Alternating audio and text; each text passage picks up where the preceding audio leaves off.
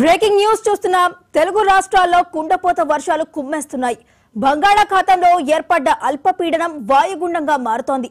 దీంతో విస్తారంగా భారీ వర్షాలు కురుస్తున్నాయి. ఏపీ, తెలంగాణలో వానలు దంచి కొడుతున్నాయి.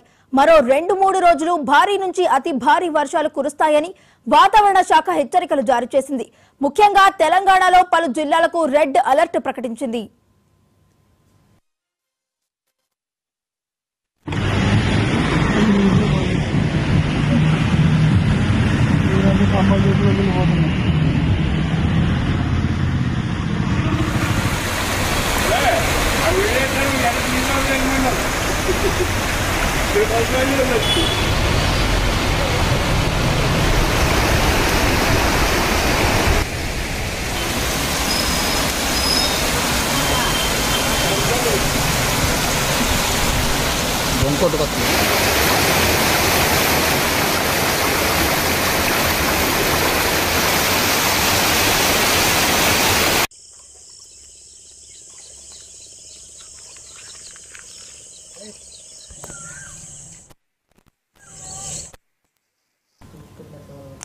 ఎడతెరపి లేకుండా రోజంతా కురిసిన వర్షంతో ఏలూరు జిల్లా మన్యం మండలాల్లో వాగులు పొంగి పొర్లుతున్నాయి. ప్రధానంగా జీలుగుమిల్లి, రౌతుగూడెం, వంకవారిగూడెం, దర్కగూడెం, పూచికపాడు కాలువలు, రహదారులపై వర్షం నీరు ఉధృతంగా ప్రవహించడంతో వాహన రాకపోకలు పూర్తిగా నిలిచిపోయాయి.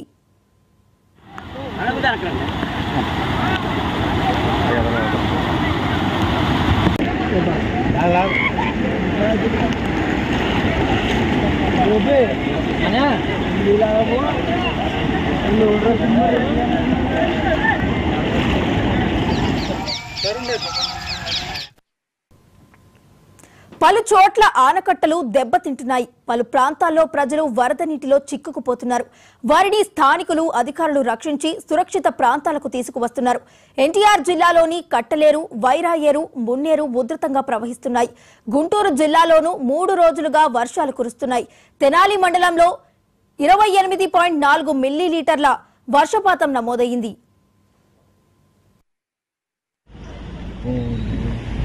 ఇలా పట్టాలి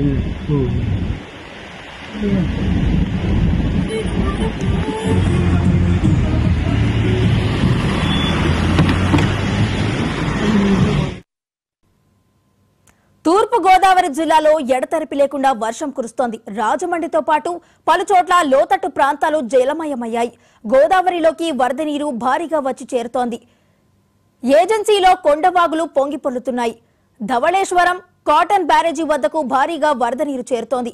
ఎగువ నుంచి 3.5 లక్షల క్యూసెక్యూల నీరు రావడంతో డెల్టా కాలువలను 4,000 క్యూసెక్యూలు సరఫరా చేసి మిగిలిన నీరు సముద్రంలోకి విడుదల చేస్తున్నారు.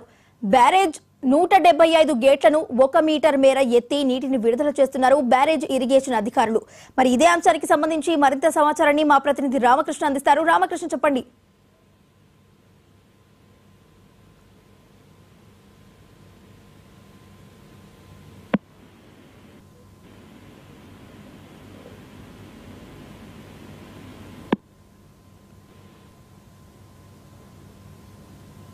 ఓకేనా? చెప్పండి రామకృష్ణ. ఉమ్మడి ఖమ్మం జిల్లా వ్యాప్తంగా గత 48 గంటలుగా ఎడతెరిపి లేకుండా కురుస్తున్న వర్షాలతో పలు ప్రాంతాలకు రాకపోకలు నిలిచిపోయాయి. ముఖ్యంగా నిన్న జరిగినటువంటిది అశ్వరావుపేట మండలానికి సంబంధించి పెద్దవాగు ప్రాజెక్టు, దానికి సంబంధించి ఒక్కసారిగా వరద నీరు పెద్ద ఎత్తున చేరడంతో ప్రాజెక్టుకు ముంపు వాటిల్లుతుందని చెప్పి ఒక్కసారిగా అక్కడ ఉన్నటువంటి గేట్లన్నింటినీ కూడా అధికారులు ఎత్తేశారు. దీంతో పెద్ద ఎత్తున వరద నీరు వచ్చి చేరడంతో ఈ సమాచారం తెలియనటువంటి కూలీలు కావచ్చు, అటు ఉన్నటువంటి పశువుల కాపర్లు మొత్తం 30 మంది వరకు ఆ వరద ఉధృతిలో చిక్కుకుపోయారు. ఆహాకారాలు చేస్తున్నటువంటి పరిస్థితుల్లో యుద్ధ ప్రాతిపదికన జిల్లా యంత్రాంగం స్పందించింది. దానికి సంబంధించి ఎన్డీఆర్ఎఫ్ బలగాలను అక్కడ రంగంలోకి దించారు. అది ఆంధ్రప్రదేశ్ సరిహద్దుల్లో ఉండటంతో ఆంధ్రప్రదేశ్ ప్రభుత్వంతో మాట్లాడి ప్రత్యేకంగా 2 హెలికాప్టర్లు కూడా తీసుకొచ్చి వాళ్ళని సురక్షితంగా తీసుకొచ్చినటువంటి పరిస్థితి ఉంది.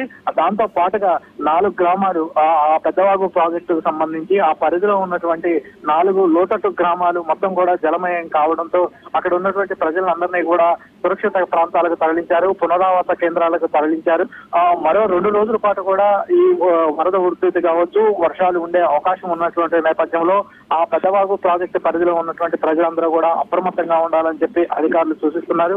ఇక ఉమ్మడి ఖమ్మం జిల్లా అంటే ముఖ్యంగా సింగరేణి ప్రాంతం, కొత్తగూడెం, మణుగూరు, ఇల్లెందు, సత్తుపల్లి ఇవన్నీ కూడా సింగరేణి ప్రభావిత ప్రాంతాలు కావడంతో ఓపెన్ కాస్ట్ లో భారీగా వరద నీరు వచ్చి చేరడంతో బొగ్గు ఉత్పత్తికి ఆటంకం ఏర్పడుతుంది. దీంతో పెద్ద ఎత్తున బొగ్గు ఉత్పత్తి అయితే నిలిచిపోయినటువంటి పరిస్థితి ఉంది. ఇక గోదావరి వద్ద కూడా 20 అడుగులకు ప్రస్తుతం చేరుకుంది. ఎగువన ఉన్నటువంటి ప్రాజెక్టుల నుంచి కావచ్చు, ఎగువ రాష్ట్రాల నుంచి కావచ్చు భారీగా వరద నీరు వచ్చి చేరడంతో గోదావరికి ఇప్పటికే 20 అడుగులకి ప్రవహిస్తుంది. ఇదే విధంగా వర్షాలు మరో 2 రోజులు కురిసే అవకాశం ఉన్నటువంటి నేపథ్యంలో వరద ఉధృతి పెరిగే అవకాశం ఉన్నట్లుగా కూడా అధికారులు అంచనా వేస్తున్నారు. ఒకవేళ అకస్మాత్తుగా గనక పెద్ద ఎత్తున గోదావరికి వరద నీరు సంభవిస్తే ఆ లోతట్టు ప్రాంత ప్రజలందరినీ కూడా ఇప్పటికే అప్రమత్తం చేశారు. వాళ్ళందరినీ కూడా సురక్షిత ప్రాంతాలకు తరలించేందుకు పునరావాస కేంద్రాలను కూడా తరలించేందుకు ఏర్పాట్లు అయితే చేస్తున్నారు. వాళ్ళందరికీ కూడా ఇప్పటికే అప్రమత్తం చేశారు. ఏ క్షణం అయినా సరే మీరందరూ కూడా పునరావాస కేంద్రాలకు తరలి రావాలని చెప్పి అధికారులు అయితే చెప్తున్నారు. మొత్తం మీదుగా అధికార యంత్రాంగం కూడా మొత్తం సంసిద్ధంగా ఉంది. రాబోయే 48 గంటల పాటు కూడా జిల్లా ప్రజలందరూ కూడా అప్రమత్తంగా ఉండాలని చెప్పి సూచిస్తున్నారు. Right, thank you Ramakrishna.